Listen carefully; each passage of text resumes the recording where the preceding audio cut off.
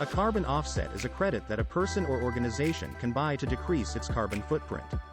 When the number of carbon offset credits obtained is equal to an individual or organization's carbon footprint, that person or organization is carbon neutral. Revenue generated from the purchase of carbon offsets is often, but not always, invested in environmentally friendly projects, like investments in green computing technologies. A carbon offset credit represents an emission reduction of 1 metric ton of carbon dioxide. The goal of carbon offsetting is to reduce all or a portion of a carbon footprint. To reduce emissions across all sectors of the economy, more companies will need to explore carbon offsetting. Although strategies to avoid, reduce and substitute harmful greenhouse gases must come before offsetting, we can't deal with all our emissions that way. So, as businesses transition, carbon offsetting is one way for them to neutralize any emissions generated from their activities, or elsewhere in their value chain. Businesses can buy permits, or carbon credits, generated by projects that are cleaning up our atmosphere, to compensate for the emissions they haven't yet eliminated. The voluntary carbon market will have to expand substantially 15-fold by 2030 and 100-fold for us to achieve net zero by 2050. The Task Force on Scaling Voluntary Carbon Markets, led by former Bank of England Governor Mark Carney, created a blueprint of the target marketplace. They supersede by the Integrity Council for Voluntary Carbon Markets, which will help carbon markets scale, without compromising carbon credit quality, through the development of the core carbon principles. The CCPs are expected to act as a global benchmark for a high-quality carbon credit. Any uncertainties that remain will hopefully be addressed at COP27.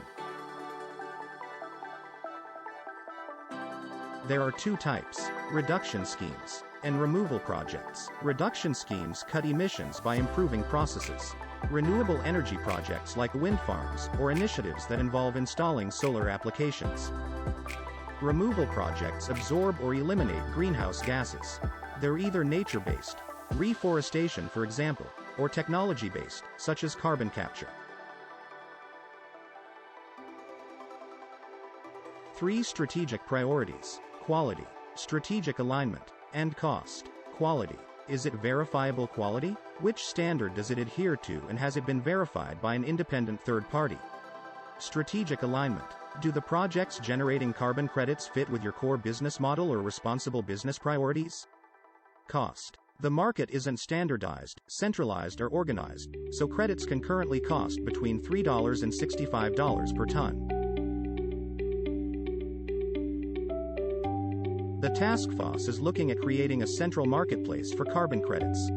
Mark Carney describes it as an imperative for real change. At the moment, there are market weaknesses around definitions and standards, supply issues, with no obvious place to go for advice. Upside of carbon credits: simplicity, value, and incentives. Instead of planning significant operational changes, businesses can offset their carbon usage by merely buying credits.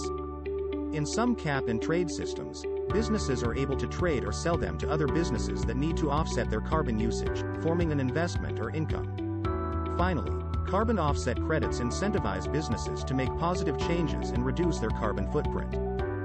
Downside of carbon credits: far from perfect. Carbon emissions production, expense.